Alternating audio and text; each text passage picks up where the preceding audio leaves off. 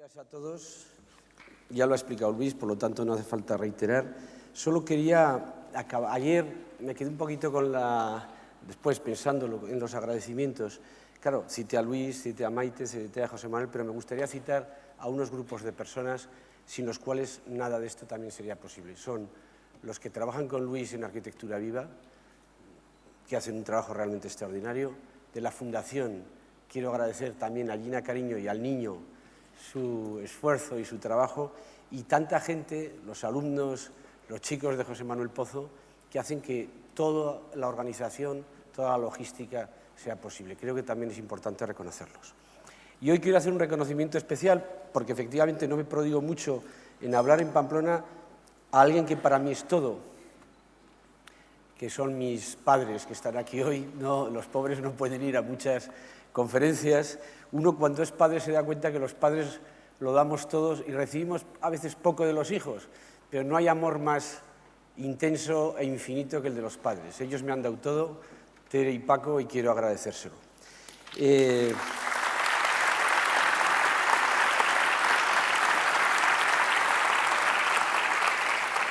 hay otra persona que, hablando de la arquitectura necesaria, para mí también es muy importante que esté aquí, que es un sacerdote que estuvo casi 50 años en la India, trabajando con la necesidad, haciendo universidades, haciendo edificios, haciendo hospitales.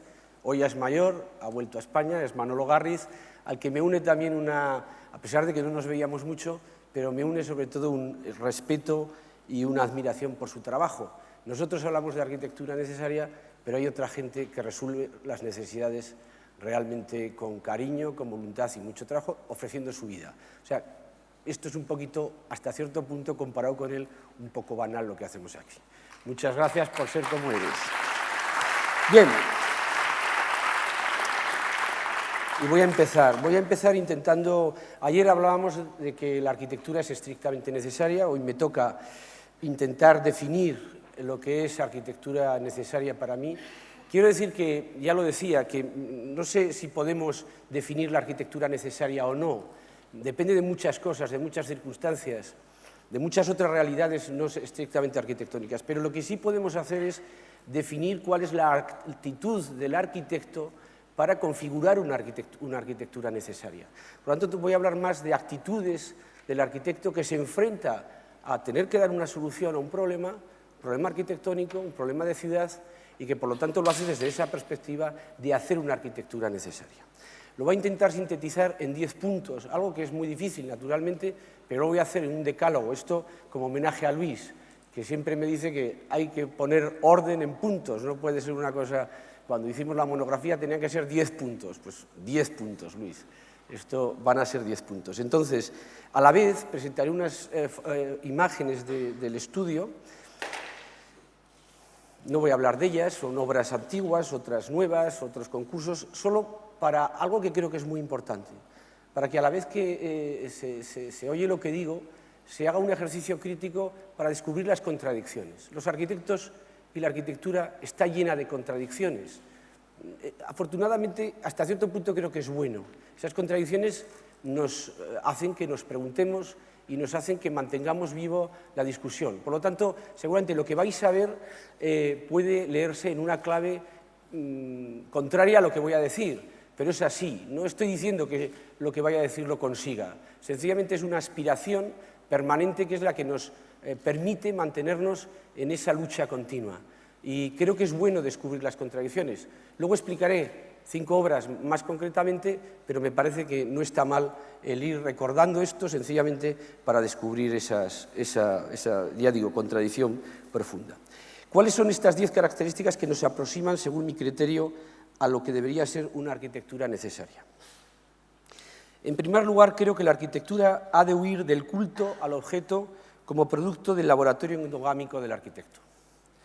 Pensar que los edificios son objetos ajenos a los contenidos que los justifican, a la realidad y a los problemas que se han de resolver, o incluso a las aspiraciones ideológicas legítimas que deben estar detrás de cada proyecto, en cuanto que estos aspiran a ser algo más que un simple hecho constructivo, nos conduce a una arquitectura vacía donde todo, incluso la manera en cómo se presenta el objeto, que puede ser realmente o hasta cierto punto atractiva, se transforma en algo banal, en simples recursos gráficos repetidos hasta la saciedad y con seguro de caducidad. La arquitectura que se preocupa solo por el objeto, por la imagen, más que por la forma arquitectónica en cuanto a sujeto de contenidos, no deja de situarse en el ámbito de lo más comercial y trivial. No solo es comercial la arquitectura que se hace en la costa, también esto es comercial.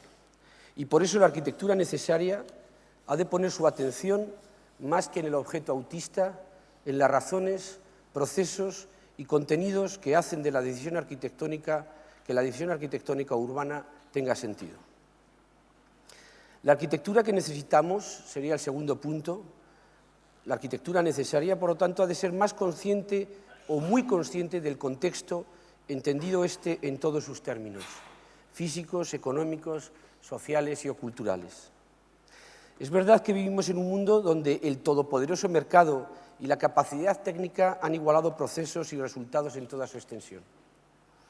Pero también lo es que la arquitectura, por aquello a lo que sirve y representa, el hombre y la cultura, ha de estar atenta a lo específico.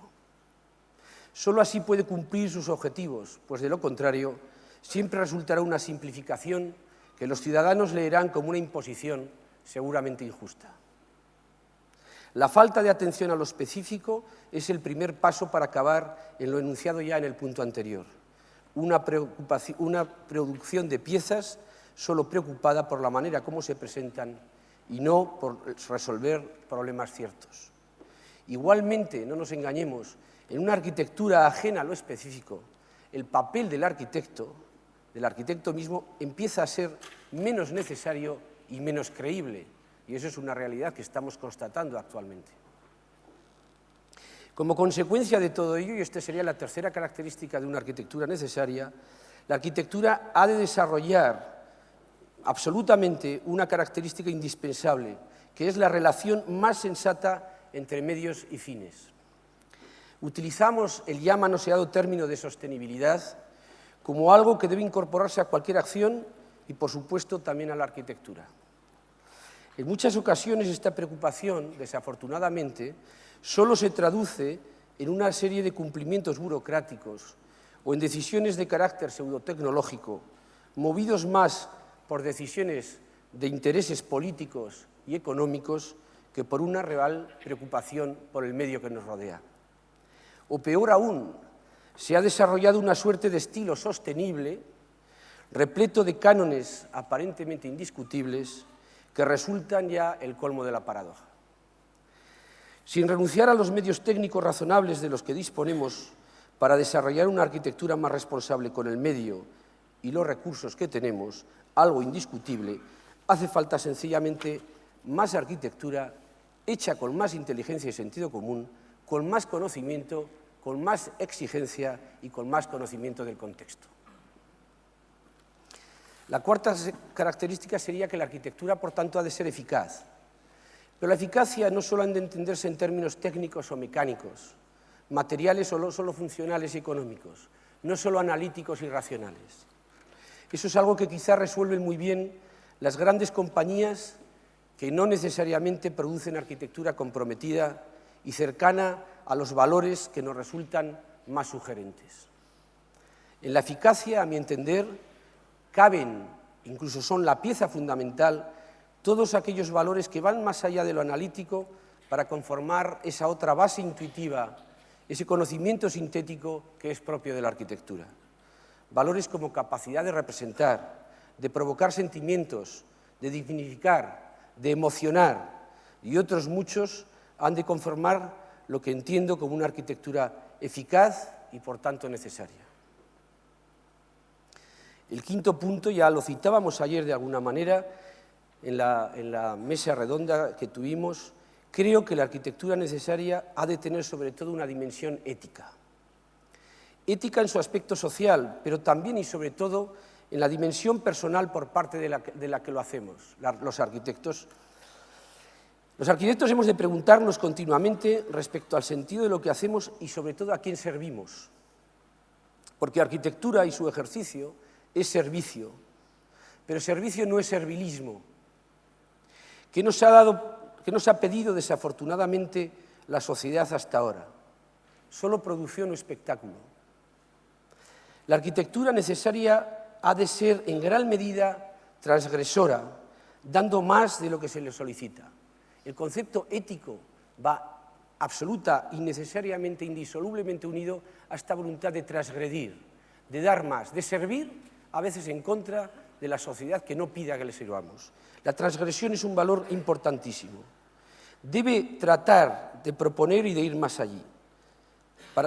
Para ello, los arquitectos que la practiquen han de interpretar la realidad con sentido crítico, no dando nada por supuesto, alejándose del eslogan, de lo políticamente correcto y viendo la realidad como algo fantástico, el mejor recurso para hacer y soñar arquitectura. Y ello requiere, por nuestra parte, más inteligencia para detectar los problemas y más sensibilidad para resolverlos y, por supuesto, un cierto compromiso. El sexto punto sería que esta actitud crítica ha de traducirse en los próximos años y con toda seguridad en el aprendizaje en una arquitectura más del sustraer que del añadir, de recuperar y mejorar lo existente más que en pensar hacer cosas nuevas. Es evidente que no podemos generalizar y que cada circunstancia, situación, cada país y contexto son completamente distintos. No es lo mismo trabajar en la India que trabajar en Europa. Pero especialmente si nos referimos a España y Europa, lo es también que un análisis sensible de la realidad aconseja empezar por aprovechar más y mejor lo existente, transformando y limpiando lo que sea necesario y haciendo posible que estructuras urbanas y construcciones más o menos obsoletas, más o menos desafortunadas o equivocadas, puedan incorporarse en condiciones de dignidad a la vida y el uso de los ciudadanos, o si no, desaparecer. Eso también es hacer arquitectura, porque no es arquitectura, por ejemplo, derribar las construcciones inútiles que abundan y destruyen nuestras costas. ¿No contribuiría incluso esta limpieza a mejorar, por ejemplo, el modelo urbanístico, el modelo turístico que tanto recursos nos da? Bienvenidas sean pues todas las acciones sobre la ciudad existente, sobre la realidad y el tejido existente. Sobre una ciudad que ha de ser razonable en términos de usos de recursos y para ello ha de ser densa y concentrada. Aprovechar lo existente, quitar más que añadir, pensar más que dibujar. La séptima característica de esta arquitectura necesaria, y ayer hablábamos de esto también cuando suscitó el tema Yad Sermois, es que la arquitectura necesaria de apostar por la investigación mucho más que por la especulación. Durante los últimos años, muchos arquitectos hemos abusado del término especulación, resultando en algunos casos o en muchos casos, ser la simple y vacía búsqueda de nuevas sorpresas estilísticas que permitieran poner al autor en el mapa de la arquitectura de éxito. Sorpresas estilísticas que no eran sino revisiones banales de una modernidad que ya había propuesto casi todo como consecuencia de una real voluntad de mejorar y no solo de figurar. Todo está hecho y seguramente mejor. Por contra, la investigación nos refiere a una arquitectura que se compromete con la búsqueda de nuevos o revisados sistemas constructivos más eficaces, con la utilización de nuevos materiales o con los tradicionales de nuevas maneras, con el análisis riguroso de nuevos tipos o la revisión de los antiguos para adaptarlos a las nuevas necesidades, programas y demandas, con las implicaciones sociales y políticas de la arquitectura, con el estudio de los sistemas productivos que permitan hacer las cosas mejor con menos recursos, o lo que es lo mismo, con una mejor y más fructífera relación entre la arquitectura y la industria, con el estudio del espacio, con el conocimiento de la historia, de la memoria. Ayer hablábamos de ello, al anunciar cuáles son los temas que merece la pena investigar. La arquitectura necesaria de conocer mucho mejor la historia y la memoria de la arquitectura, hoy, por desgracia, tampoco considerada. Su conocimiento, entre otras cosas, ahorra tiempo y, sobre todo, evita errores. Su desconocimiento hace que los resultados sean más débiles y muchas veces cuajados de insensateces. La historia y su conocimiento nunca es un problema, antes bien, no es un límite, antes bien es un acicate que nos estimula y nos ayuda a avanzar. El octavo punto de esta arquitectura necesaria tiene que ver con la interdisciplinaridad. La arquitectura necesaria desarrollarse en un contexto de fructífera interdisciplinaridad. Hoy nadie discute esto. Es más, la propia esencia del servicio implica que tengamos un conocimiento exhaustivo de otras disciplinas y, de hecho, trabajamos con otras disciplinas. Pero dicho esto, la arquitectura no ha de renunciar a dar soluciones a los problemas específicos de la arquitectura, pues lo contrario es echar balones fuera. En gran medida es lo que hoy pasa en la arquitectura, que con una cierta excusa de la interdisciplinaridad mal entendida, renuncia a ser una disciplina y a dar respuesta a los problemas específicos que ha de solucionar. Por lo tanto, más interdisciplinaridad para hacer que nuestra disciplina sea más potente, rigurosa y mejor. La Fundación Arquitectura y Sociedad, ya en su nombre, reconoce la necesidad, la obligación, diría yo, de esta relación con otras áreas de conocimiento, pero siempre para mejorar la nuestra, no para diluirla en ellas, siempre para ser mejor en nuestras propuestas, no para evitarla. La arquitectura necesaria, y nos acercamos al final, este sería el 9 punto, ha de valorar más el sentido de lo público, no como algo en contra de lo privado, de la responsabilidad pública de la arquitectura, de su capacidad para representarnos y, por tanto, de su compromiso con la ciudad y el paisaje. Hablábamos el año pasado aquí de lo común, hace 2 años. Este compromiso con lo común es más necesario que nunca, pues la hace más sólida, la dota de más sentido y, sobre todo, le permite actuar como un agente de servicio de equilibrio social más eficaz. Pero dicho esto, los arquitectos también han de recuperar otros conceptos que parecen olvidados en la medida que la visión objetiva a la que nos referíamos, la visión de una arquitectura basada en el objeto a la que nos referíamos anteriormente hace que la arquitectura se aprecie fundamentalmente en su apariencia solo exterior. En la medida que son objetos, al final acaban vacíos de contenidos y solo nos preocupa esa apariencia exterior. Pertenecen estos en su mayoría a la esfera privada y reclaman una mayor preocupación por lo que ocurre en el interior. Los arquitectos se preocupan poco de los interiores: comodidad, calidad de vida, higiene, luminosidad, confortabilidad, calidad espacial, etc. Son conceptos que los profesores de arquitectura ya no utilizamos en las críticas. Es como si nos diera vergüenza, o lo hacemos poco, y eso no es una buena formación para nuestros alumnos. No deberíamos olvidarnos si queremos hacer una arquitectura que sirva mejor. Y acabo. La arquitectura necesaria ha de ser consciente del material más importante del que hoy dispone y que desafortunadamente no nos dejan utilizar: el tiempo. La arquitectura hecha rápida, sin tiempo para pensarse, sin tiempo para disfrutarse, resulta débil y fácilmente manipulable por los intereses del mercado. El antídoto más importante contra los efectos del mercado, de la banalidad o del consumo, es el tiempo. El tiempo dota de profundidad a la arquitectura, a todo en general. Si analizo las arquitecturas que menos me interesan, todas tienen que ver con la falta de tiempo. Cuando los proyectos se repiten independientemente del lugar y las circunstancias, sospecho que sencillamente no han sido pensados con tiempo. Cuando los proyectos no son sugerentes, no emocionan, no son eficaces, no duran, pienso que no se han realizado con y pensando en el tiempo. Por difícil que parezca conseguirlo en nuestras presentes circunstancias, la arquitectura necesaria requiere, sobre todo, tiempo. Sin tiempo, nada de los otros 9 puntos es posible. Acabo ya. Me toca hablar de la arquitectura necesaria, de la arquitectura con relación a la belleza eficaz, un título que me atrae mucho. Me resulta especialmente gratificante que Luis me haya colocado en este paquete, ¿no? Lo primero que debo decir es que todas estas condiciones de la arquitectura necesaria a las que me he referido someramente, y seguramente algunas más, nos conducen, a mi entender, a esa arquitectura bella, porque constituyen esa componente pragmática que dotan a esa belleza más abstracta o solo sensorial de contenido. Porque 2 cosas son importantes. La primera es que la belleza de la arquitectura no es un lujo, se viene repitiendo hasta la saciedad. No es algo que debe darse como un extra al que solo algunos tienen derecho o la posibilidad o la suerte de acceder. Forma parte del objetivo intrínseco de nuestro trabajo. A mí algunas veces los periodistas me dicen, ¿tú qué haces? ¿Una arquitectura que funciona o una arquitectura bella? Y digo, esa es una estúpida pregunta. Es parte de lo mismo. Es una obligación de la arquitectura y de los que la hacemos y tiene que ver con ese sentido transgresor que nos obliga a dar siempre más, comprometiéndonos con lo que hacemos.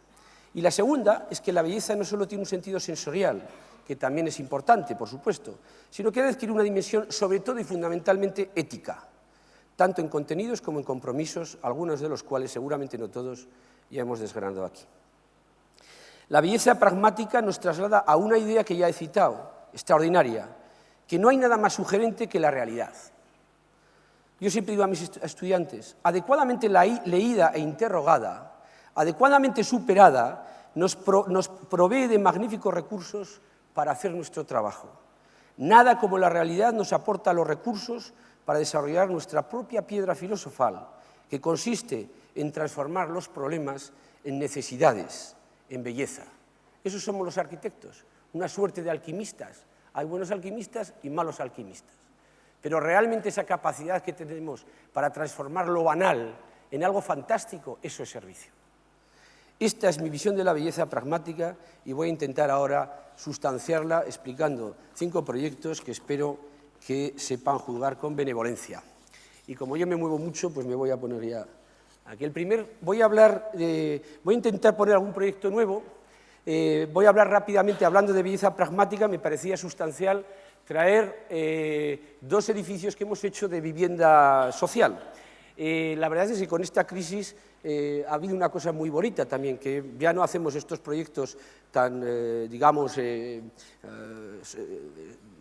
tipo dotacional y hemos tenido que volver, por lo menos yo, a hacer vivienda social, que era algo que no hacía hace 15 años y para mí ha sido fantástico.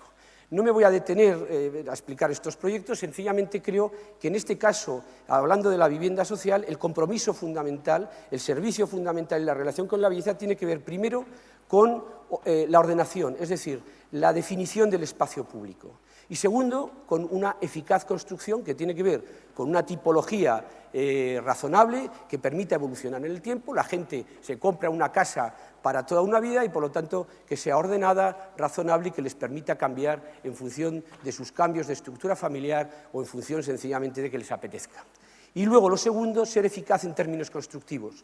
Ayer hablábamos de esto. Es fundamental y más cuando una persona hace el esfuerzo de toda su vida ser eficaz en términos constructivos. Por lo tanto, este es un proyecto hecho en Vitoria, las ordenaciones estaban hechas, pero nosotros podíamos cualificar el espacio público, o en este caso un proyecto recientemente terminado en Valdebebas, son 200 y 160 viviendas, donde primero se toma la decisión de mezclar las construcciones más, vayamos a llamarle, de estándar más alto, con las viviendas sociales, proveyendo la mayor parte del espacio público, toda la calidad de estos servicios justamente en la zona de las viviendas sociales. Queríamos que efectivamente todo esto estuviera en este lado y que la gente que naturalmente va a vivir aquí, va a participar, fuera consciente de que la diferencia que había era solamente una diferencia de declaración de la renta y no de calidad de la vivienda. Aquí podéis ver estos espacios públicos que se han procurado que tuvieran una calidad suficiente. El coste, creo que estas cosas hay que decirlas, del metro cuadrado son 600 euros, es decir, por lo tanto, los que estáis aquí y sabéis de estas cosas de construcción, os daréis cuenta que es una cosa realmente muy económica. Hemos intentado cualificar las distribuciones, ya digo, son distribuciones simplemente eficaces. Y luego otra cuestión que ha sido fundamental es concentrar el hecho constructivo en la definición de un hueco de alta calidad. Esto lo hemos logrado haciendo que todos sean iguales, pero estos huecos permiten tener pues, persianas de estas estupendas a lo suizo, exteriores, que te permite regular realmente bien el calor de Madrid y por lo tanto te permite cerrar, pero estas persianas Gradermetic que todos aspiramos y que pensábamos que eran antes carísimas y ahora pues a base de racionalizar y hacer todos los huecos iguales nos ha permitido, entre otras cosas, el poder hacer huecos grandes, generosos, donde entre la luz con una eficacia constructiva estupenda, con una carpintería estupenda, es decir, con la tecnología del Rolls, haciendo los 1000 y pico huecos todos iguales y jugando simplemente con aspectos compositivos para darle una cierta variedad. El siguiente proyecto del que voy a hablar es un pequeño auditorio que tiene que ver voy a intentar explicar en los proyectos aquellas dos ideas que tienen que ver con una manera de interpretar la realidad y que justamente, digamos, dotan de sentido y son la justificación fundamental de ese acercamiento, de esa resolución del proyecto que quizás tenga algo que ver con la belleza, al menos tal y como yo la entiendo. Este es un proyecto que para mí fue muy importante, es la primera vez que trabajaba en el Mediterráneo, por lo tanto, con la luz del Mediterráneo. Yo soy hombre del norte, con una luz, por lo tanto, siempre discreta, una luz gris, donde las sombras y la definición de los volúmenes pasa ciertamente más desapercibida, y teníamos que trabajar, las dos ideas fundamentales eran naturalmente, en primer lugar, el paisaje, un paisaje extraordinario, fantástico, y otra característica que tenía que ver con el paisaje, que es la propia condición institucional, digamos, de este municipio. Es un municipio dividido en dos áreas claramente diferenciadas, una pegada al mar, a la orilla, otra en la montaña. La diferencia entre un núcleo y otro son 4 kilómetros y 500 metros de altura. Esto es algo fantástico, que se podría sintetizar en la ciudad horizontal y el mar, y la ciudad y la parte montañosa, este es el mar, y la montaña fantástica llena de rocas que está al final. Este municipio hizo un esfuerzo extraordinario por hacer este pequeño auditorio.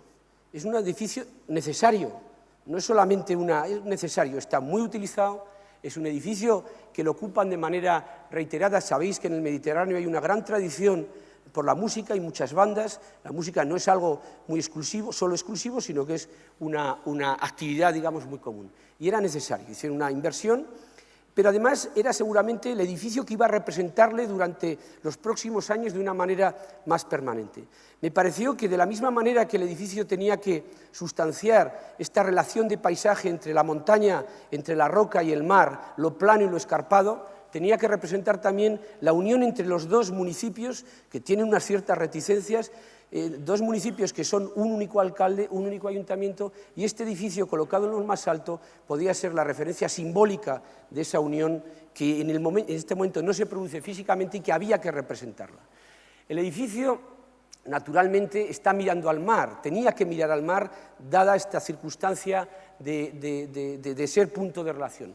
Me gustaba, yo no creo en la arquitectura metafórica, en el sentido de que la arquitectura se resuelve solo con metáforas.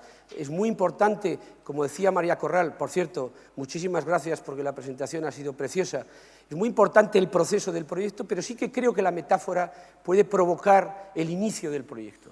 En este caso me gustaba pensar que este edificio podía verse desde la parte del mar como un faro y desde la parte de la montaña como un mirador hacia el mar.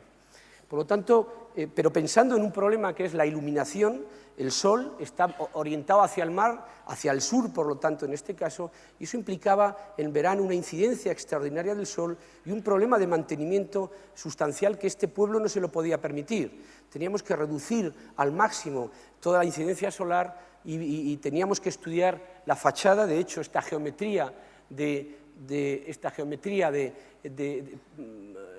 quebrada lo que origina es una fachada muy profunda, fundamentalmente estudiada para que no incida el sol. Recibe la luz, pero no hay una incidencia directa.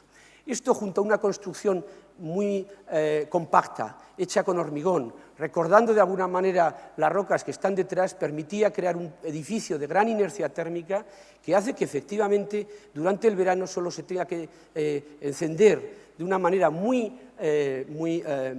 limitada el aire acondicionado del auditorio, de la sala, pero el resto del edificio está sin.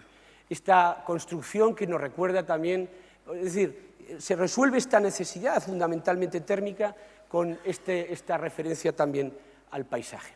Aprovechando el desnivel que tenía la parcela, creamos una zona de exposiciones que también es bueno para el programa, lo completaba. Podéis ver el núcleo de la montaña y cómo el edificio aparece también, o puede leerse, esto también era necesario, la atención a este paisaje urbano como el colofón, el final de este tejido que va bajando lentamente por la ladera. El interior, naturalmente, se contamina de esta geometría muy facetada, muy quebrada, que tiene que ver con esa especie de esa playa rocosa que rememora también la playa del mar. Esta es la zona de exposiciones que permite también los accesos a los auditorios Y es algo que, este tema del programa creo que también es una cuestión fundamental, especialmente en nuestros días.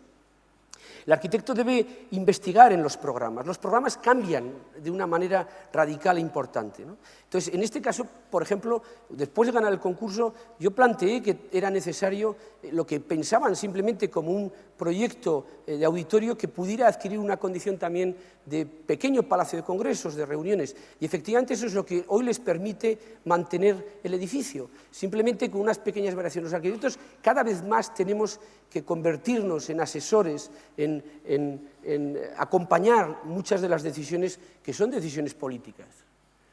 Bien, este es el vestíbulo de acceso, no quiero detenerme porque además es un proyecto relativamente conocido. Claro, el interior de la sala es una sala muy modesta, estudiada acústicamente, magníficamente por nuestro querido amigo Gini Arau, pues participa también de esa cierta geometría, ¿no?, que viene dada de...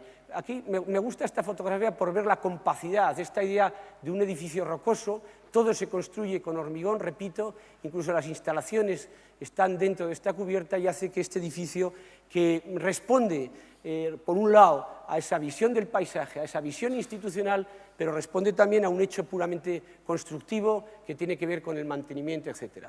Por contra, el edificio, cuando se accede desde la parte alta de la ciudad, es un edificio más ordenado, también hablando de esa profundidad que nos permite obtener sombras.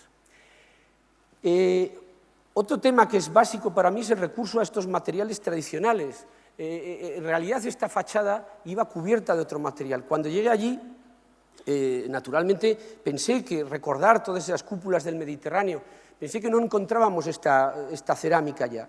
Y curiosamente un día, yendo con el encargado de obra, fuimos a una cerámica que había cerrado y encontramos una partida de estos azulejos que se utilizan mucho en las cúpulas del Mediterráneo, azulejos muy baratos porque colocado costó 30 euros. Compramos toda la partida, en aquel momento incluso hubo que darle un talón, y compramos la partida y revestimos de esto, porque entre otras cosas de esta cerámica muy bonita, que nos costó, ya digo, 30 euros colocada y todo, porque la compramos de derribo. La verdad es que el problema es que hay muy poco para reponer, pero que podía ofrecer también esta imagen luminosa que era muy importante cuando el edificio era visto desde el mar.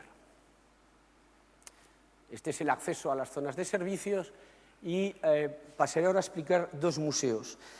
Dos museos que los dos están en un casco histórico, por lo tanto, con todo lo que eso tiene de interés y de valor, y los dos proyectos, uno es un museo de arqueología y otro es un museo de bellas artes. El primer museo está en Vitoria, lo conocen todos ustedes, el casco histórico de Vitoria, no me voy a extender en él. Teníamos que trabajar en esta parcela, es un casco, por lo tanto, gótico, con un trazado gótico de parcelas largas y estrechas, con unos edificios en la coronación de la colina que constituía el casco histórico, más grandes, más ambiciosos, renacentistas, alguno gótico, y en esta parcela teníamos que construir este edificio. Se derribaba este edificio y quedó una parcela en medio de este lote gótico. La diferencia de nivel entre la calle Cuchillería y la calle Tintorería era de 5 metros, y aquí, excavando 2 niveles, había que construir el Museo de Arqueología de Vitoria. Después de ganar el concurso, hubo una tentación de trasladar el edificio fuera. Este era, naturalmente, un casco histórico. En el momento que hicimos el concurso, desde un punto de vista, digamos, relativamente degradado, bueno, era fundamentalmente un casco histórico tomado por el Ribatasuna, y, por lo tanto, con un grado de violencia en su exposición, con pintadas, incluso verbal, que era... Bien, a mí me pareció, sin embargo, que yo no creo que la arquitectura salve la ciudad, pero también me parece importante que la arquitectura es capaz de establecer, a través, si se hace bien, mecanismos de cierto diálogo, mecanismos de cierta tranquilidad, porque es capaz de representar. Y cuando representa es capaz de asumir valores, intereses, incluso diría cariños. Me pareció que era importante mantenernos aquí y hacer un edificio que fuera capaz o contribuir a recuperar lo que se estaba recuperando a través del diálogo político, recuperarlo también a través del diálogo de la ciudad y de la arquitectura contribuyendo a ello. Había dos ideas fundamentales. Una idea que tiene que ver con el propio hecho urbano, por dónde se sitúa el edificio, y otra idea que tiene que ver con lo que es un museo de arqueología y cómo debe servir un museo al hecho de la exposición de piezas arqueológicas. Desde el primer momento pensamos que una forma en él era una forma que permitía, por un lado, crear un patio de acceso, un espacio vacío que, teniendo en cuenta lo cuajado del tejido histórico, podía suponer, primero, un lugar significado, segundo, podía suponer un acceso al museo que lo dignificara, y tercero, y era muy importante, una pieza de articulación con un pequeño palacio que existía ya, que contenía el museo de Heraclio Fournier. Por otra parte, esto se adaptaba muy bien al programa del museo. Un museo tiene, naturalmente, la parte más importante, que es la expositiva, pero tiene también una serie de servicios adicionales, como son las oficinas, espacios de catálogo, espacios laboratorios, etcétera, etcétera. Biblioteca. La biblioteca está debajo de este patio, las zonas de archivo están en los dos niveles que están debajo, y jugábamos con esta pieza en L más estrecha, como veis, que tiene que ver con la estrechez de las parcelas góticas para albergar algunos de los edificios de apoyo, y en este gran cuerpo lo que eran las exposiciones. Accedíamos por el nivel más alto, lo cual permitía, creando un patio inglés, proveer de luz a los dos niveles de acceso. Esta es la forma del edificio, y este es ese patio que permite articular con el Palacio de Beldaña y acceder también al edificio. Esta era la zona de exposiciones temporales, que además posibilitaba que el edificio pudiera estar cerrado sin todo lo que implica el mantenimiento, y sin embargo tener un acceso desde la calle a las exposiciones temporales. Otra cuestión fundamental, aparte de estos aspectos funcionales que decía, es que esta forma de resolver el edificio nos posibilitaba lo que es fundamental. En la relación con la ciudad histórica, naturalmente, hay una relación conceptual, hay una relación más, digamos, del campo ideológico, pero hay otra relación cierta, y es que tiene que ver con todos estos aleros que hay aquí, la continuidad con los aleros, la continuidad con determinadas impostas, es decir, la relación de la pequeña escala, que tiene mucho que ver en la capacidad de adaptación de un nuevo edificio volumétricamente muy importante en la ciudad existente. Ese es ese patio de acceso, de entrada, donde la gente puede esperar. Por contra, la segunda idea tenía que ver con lo que es un museo de arqueología en términos conceptuales. Y aquí otra vez surge la metáfora, que es el material más importante de la arqueología. ¿Cuál es? Es el tiempo. Es el tiempo lo que transforma a cualquier material en un hecho arqueológico. Y es el tiempo el que hace que la ciudad sea la pieza arqueológica más importante. Pero es muy difícil representar el tiempo. Hay conceptos que surgen como la densidad, la compacidad, pero hay uno que tiene que ver, yo creo, por lo menos intuitivamente, con ese tiempo, y es la luz, el descubrimiento, la sorpresa, porque marca secuencias. Yo creo que esto es algo que lo tenía muy claro. Por lo tanto, decidimos configurar la parte, digamos, de exposiciones como un volumen, como un cofre, me gustaba decir, un cofre definido por unos límites muy gruesos que contenían, siguiendo la terminología kaniana, los espacios más sirvientes. Aquí estaban las escaleras que comunicaban los distintos niveles de exposiciones, y aquí, sobre todo, estaban todas las exposiciones. Decidimos hacer un muro de 2 metros de espesor, muy grueso, que contuviera todas las vitrinas. Como sabéis, en el Museo de Arqueología hay un tema muy especial, que es poder dotar a cada pieza. A veces las piezas varían en función de cada material y tiene que tratarse con una temperatura específica, con un grado de humedad específico. No vale, son sistemas muy complejos que permiten o que obligan a que continuamente se tenga que acceder a las vitrinas cuando cambian las exposiciones, etc. Entonces surgía en el interior un paso que permitía no solamente que las instalaciones de cada vitrina fueran distintas, unas pequeñas autopistas de instalaciones, sino acceder. Esto configuraba el vacío interior. No hay ninguna pieza ahí. Y ese vacío se cruzaba con estos prismas de luz que precisamente significaban ese mundo del descubrimiento que tiene que ver con lo arqueológico. Naturalmente, el material también se presenta, se utiliza este material, que es el bronce. Yo siempre he dicho que me parece fundamental utilizar materiales naturales por un motivo. Los materiales que se llaman tradicionales en realidad son materiales atemporales. Son materiales, me gustan mucho esos materiales porque son materiales que nos siguen hablando y ofreciendo al arquitecto la posibilidad de interactuar. Nos dicen, a pesar de que hemos sido utilizados de tantas maneras, Todavía seguimos siendo absolutamente novedosos. Trabaja conmigo.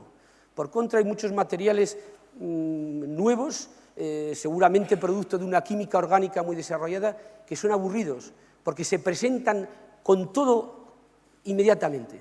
Somos así y no podemos ser de otra manera. Por contra, los materiales naturales experimentan y nos presentan el tiempo. El bronce cada vez que voy a este edificio está distinto. Es una maravilla y realmente hace que el edificio tenga una vida. Por otra parte, los materiales naturales son los que nos permiten acercarnos a una realidad contextual más cierta y además son más baratos en general. Pero bueno, este es otro tema. Entonces, estos grandes huecos representan precisamente la densidad de esos volúmenes, de esos muros, entre otras cosas, para explicar el grosor de esa parte de la historia. Y son huecos que se abren de una manera muy específica, orientados a la catedral, orientados a puntos significados de la ciudad, puesto que, a fin de cuentas, la más importante pieza arqueológica, efectivamente, es la ciudad. El interior, como veis, es un interior también muy oscuro, buscando esa idea de la sorpresa. Estas son las zonas donde se exhiben las piezas con un acceso interior y que además son las fachadas, y estos son estos volúmenes de vidrio que durante el día es una luz natural que cruza, se hacen voluntariamente inclinados para que adquieran esta cierta autonomía formal como unos objetos y por lo tanto serían más claramente. Bien, y el segundo museo, que también tiene que ver con una arquitectura, con una manera de entender, digamos, la belleza pragmática. Al final yo creo que los problemas, vuelvo a decir, que nos encontramos es la mejor excusa para hacer, el mejor motivo para crear arquitectura es en Oviedo. Estamos hablando de la plaza más importante de Oviedo, donde está la catedral, una pieza magnífica, y se trataba de hacer la ampliación del Museo de Bellas Artes de Oviedo.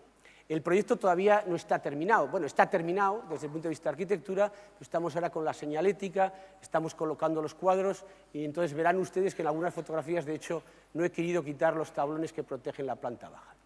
El Museo de Bellas Artes de Oviedo actualmente está ocupado por este edificio renacentista magnífico y por esta pieza gótica que tiene un valor muy relativo, pero en todo caso tiene el valor del uso y bueno, está utilizado y está bien. Por contra, el gobierno de Oviedo, de Asturias, había comprado todo este encaje de manzanas, con distintas parcelas al lado de la catedral para albergar aquí el museo. Un museo que se basa fundamentalmente en dos ideas, en dos elementos importantes. El primero es qué hacer con toda esa parte, digamos, de la historia, ¿no? Con todos estos edificios. Había una tentación que podía ser el intentar trabajar con estos lotes góticos. Naturalmente era absurdo desde el punto de vista del programa de exponer unas piezas. El Museo de Bellas Artes, una de las 4 o 5 colecciones, yo creo que es la quinta más importante de España, tiene todo el legado de la familia Massabeu, por lo tanto son piezas exquisitas y muy abundantes. Naturalmente necesitan una perspectiva, no estamos hablando de piezas pequeñas como la arqueología, son algunas muy hermosas y necesitan una buena perspectiva. Las estructuras góticas eran muy difíciles que permitieran ofrecer esta visión. Por lo tanto, la primera decisión fue una decisión que fue derribar todos esos edificios. Claro, lo que ocurría es que a su vez a mí me parecía que había una imagen muy bonita, una imagen muy bonita que es esta especie de parcelas, este lienzo arquitectónico que era muy atractivo y que sobre todo venía configurando la calle. ¿Y por qué no dejar ese lienzo? Pero claro, si dejas ese lienzo, le estás dotando de un protagonismo. En de fondo es la huella urbana. Me parecía que había que dejarlo, me parecía algo importante.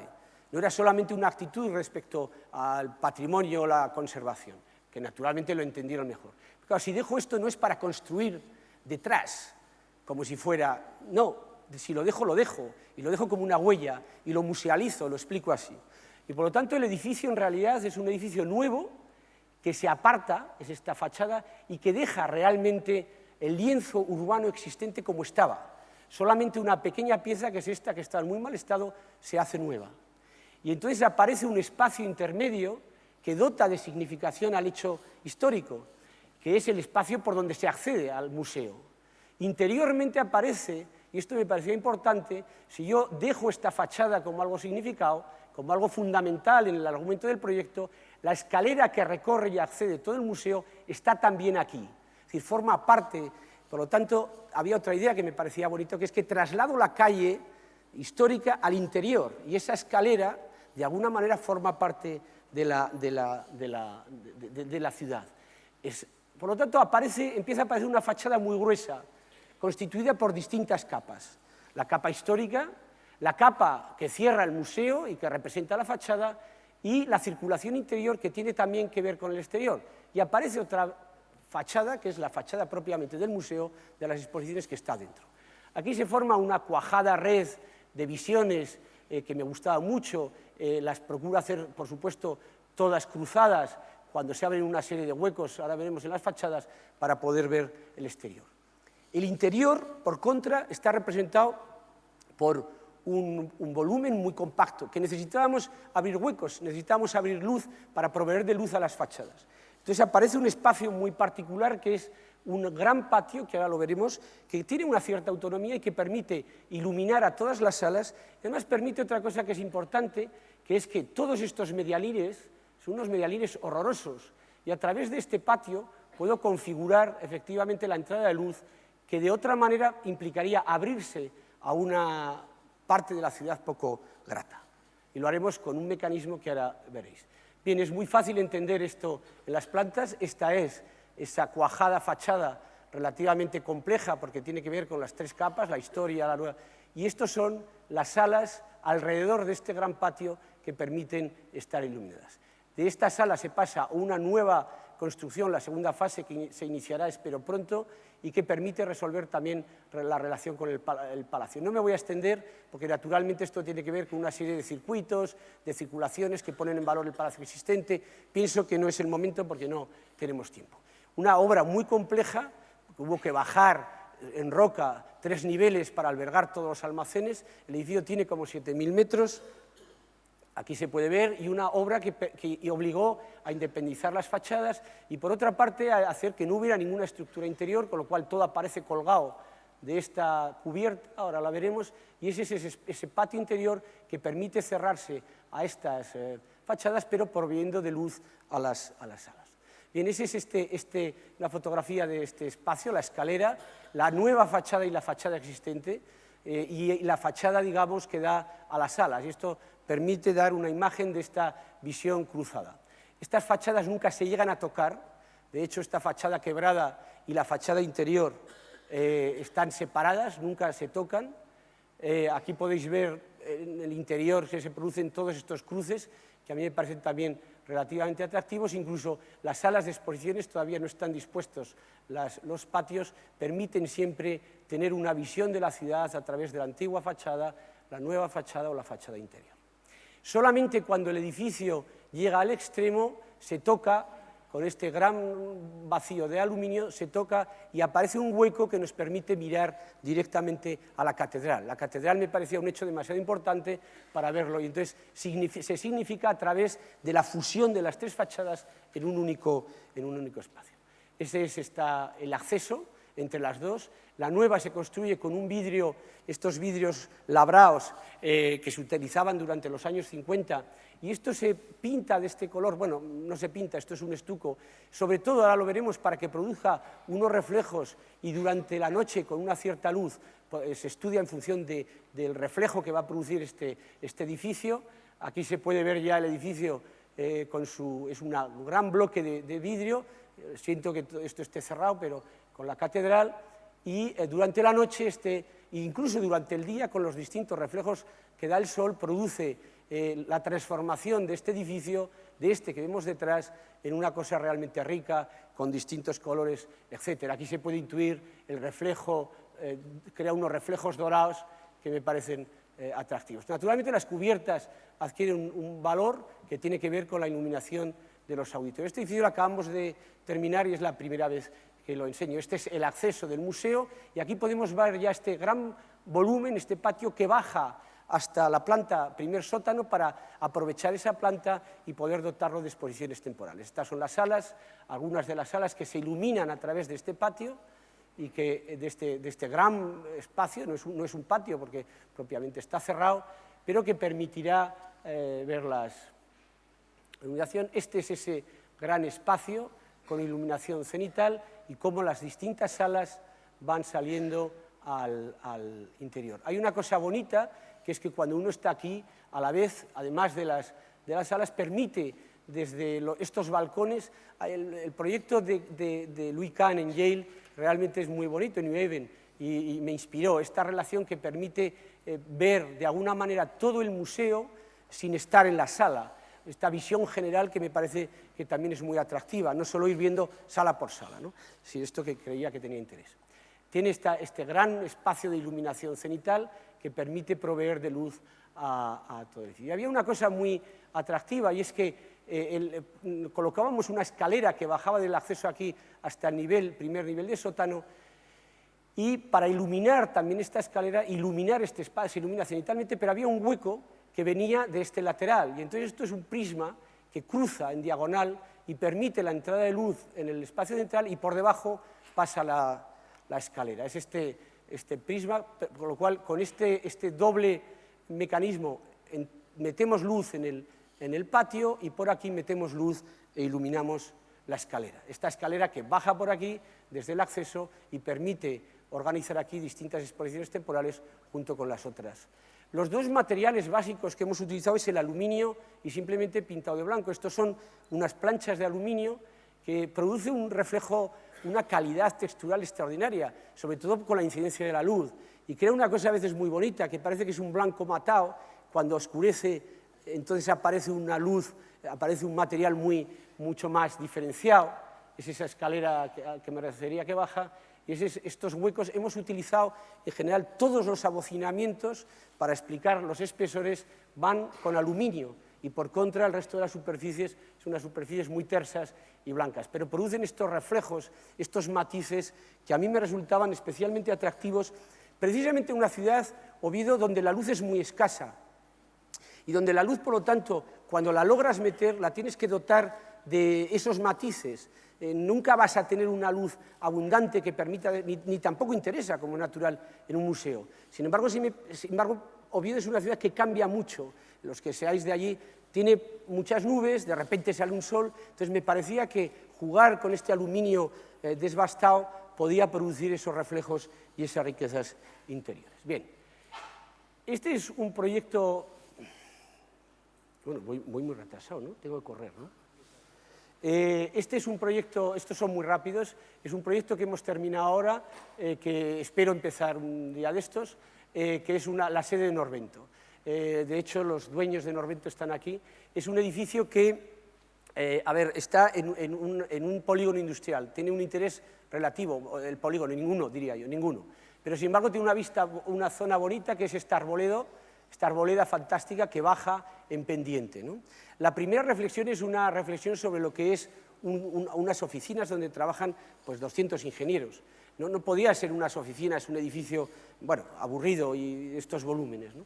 Entonces decidimos darle un cierto carácter de domesticidad a las oficinas, pero no solamente por cómo son en el interior, sino también en su imagen exterior.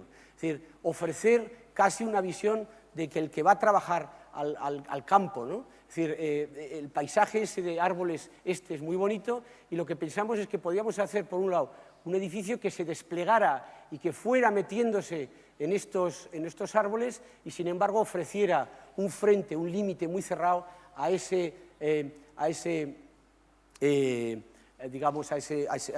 polígono que no tenía mayor interés. Por otra parte, eso nos permitía hacer todo en planta baja, que era más agradable, ocupar en la medida de lo posible el terreno.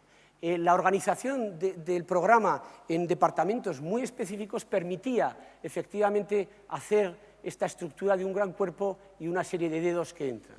Pero además esto a futuro permitía una facilísima ampliación de cada departamento en función de una estructura que es una estructura de una casa, una cubierta con 2 aguas y de casas, que permitía efectivamente crear estos espacios intermedios que de otra manera, si haces un edificio más compacto.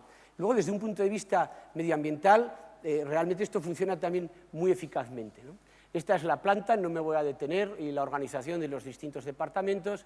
La comunicación tiene una cosa buena, que al ser además el edificio tan largo, no es una planta, se va adaptando con rampas a la topografía existente. Es decir, no es que encajemos este edificio, sino que estas rampas nos permiten subir aquí, son suaves rampas, pero que permiten al edificio ir de alguna manera adaptándose a esa topografía.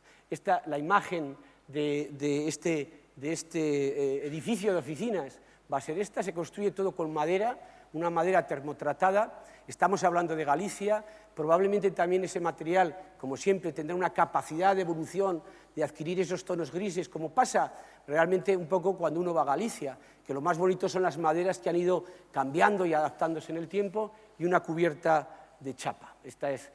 Por contra, esta es la imagen del edificio dando al...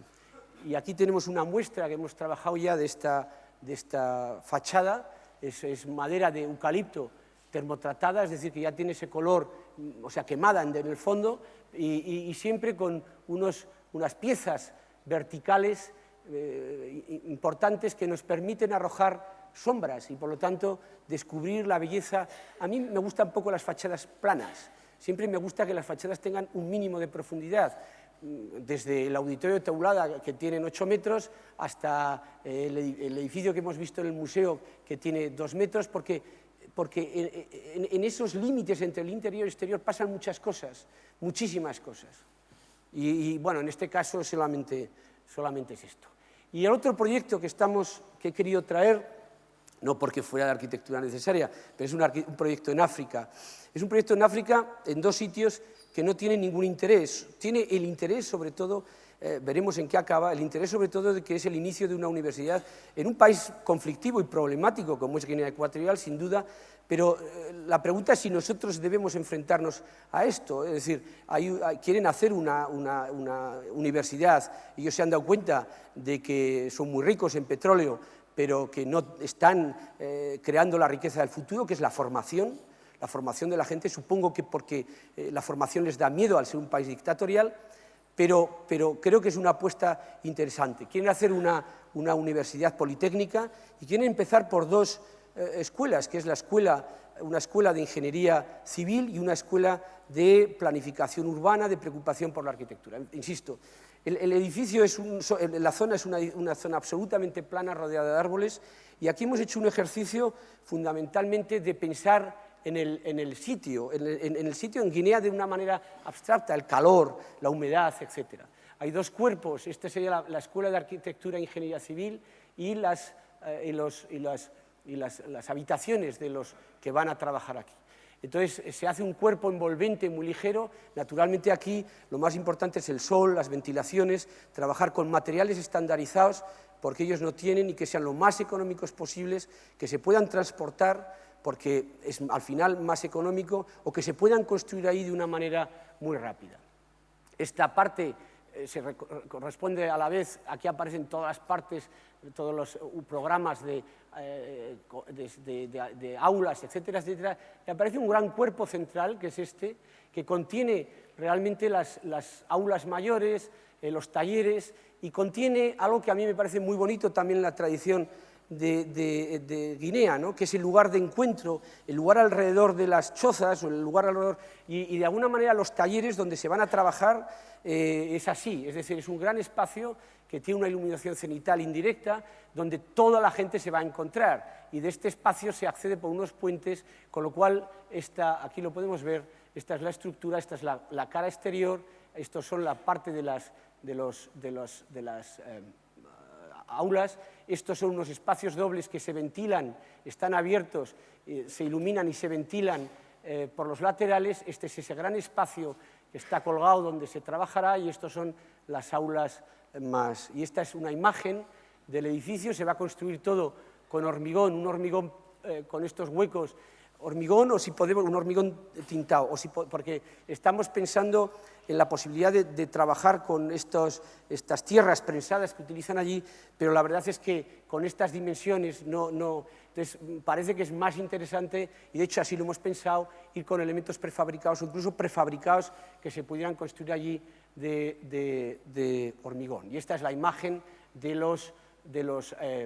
las aulas, naturalmente siempre buscando, esta es la imagen exterior, buscando la profundidad. Es decir, desde que tú estás fuera y entras, tienes que recorrer como 8 metros, y lo mismo pasa aquí, con un sistema de ventilaciones muy... No quiero detenerme en esto, pero creo que al final, aunque trabajemos en contextos, en situaciones, en programas, situaciones sociales, culturales completamente distintos, al final la respuesta del arquitecto es la misma.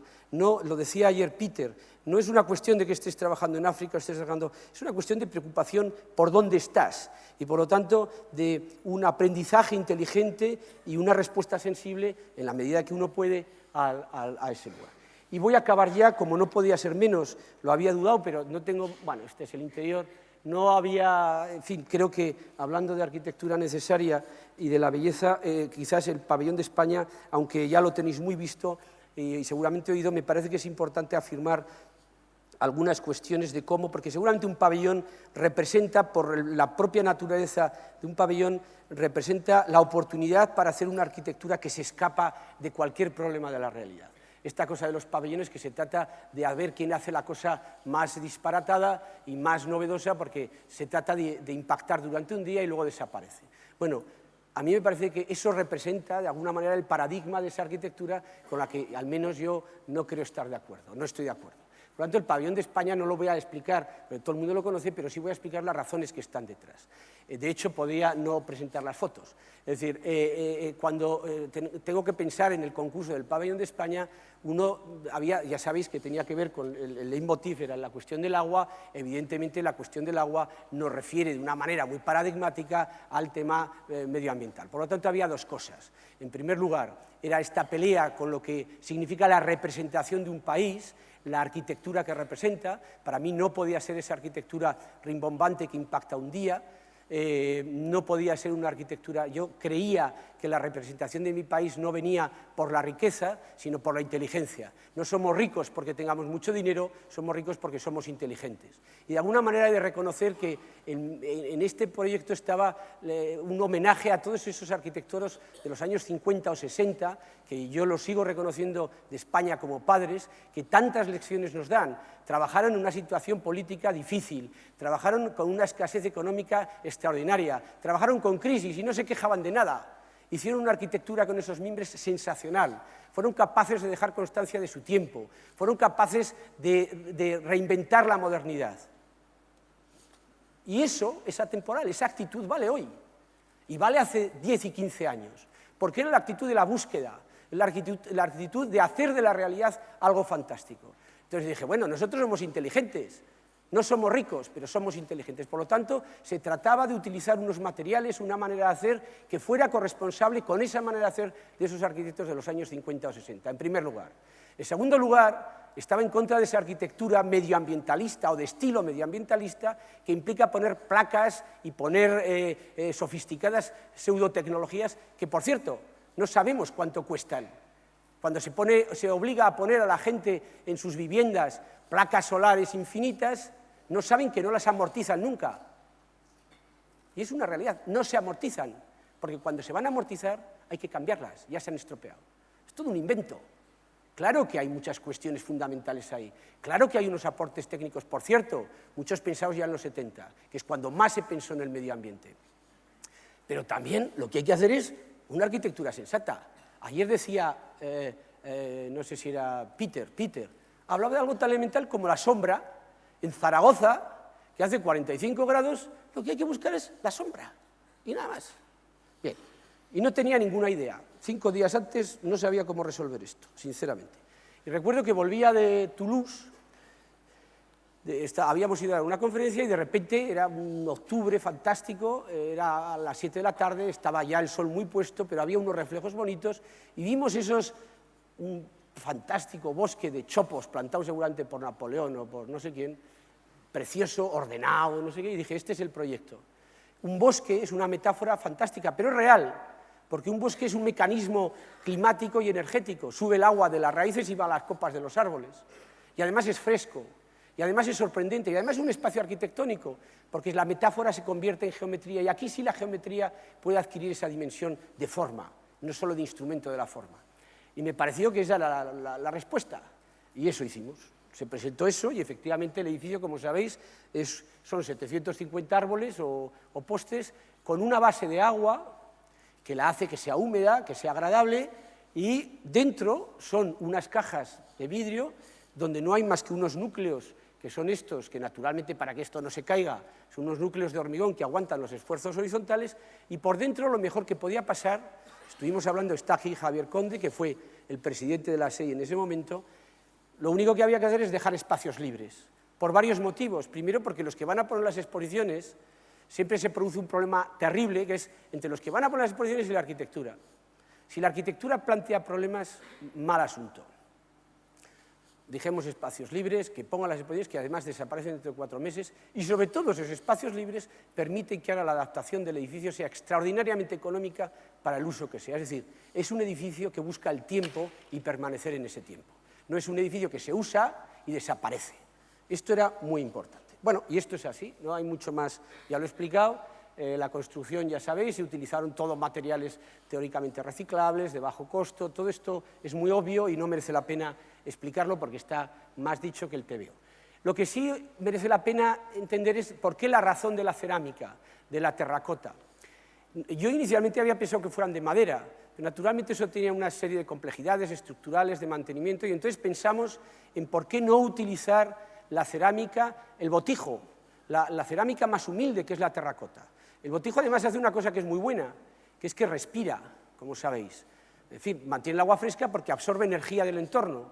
Y por lo tanto, entonces esta idea, creo que he visto antes aquí a que estudió este asunto, que lo podía explicar mejor. Bueno, entonces el agua lo que hace es, sube a la cubierta y el agua durante las noches caía, refrescaba, mojaba la cerámica y esa cerámica se evaporaba. Era el efecto botijo famoso que tanto cachondeo dio lugar, porque algunos decían, España está representada por un botijo. Perdona, un botijo es una pieza muy inteligente y por cierto, muy bonita. ¿Por qué no nos va a representar un botijo? Es mejor que nos represente el botijo que, no sé, que el Fondo Monetario Internacional, por ejemplo. Bueno, este es ya sabéis, esto se construye así.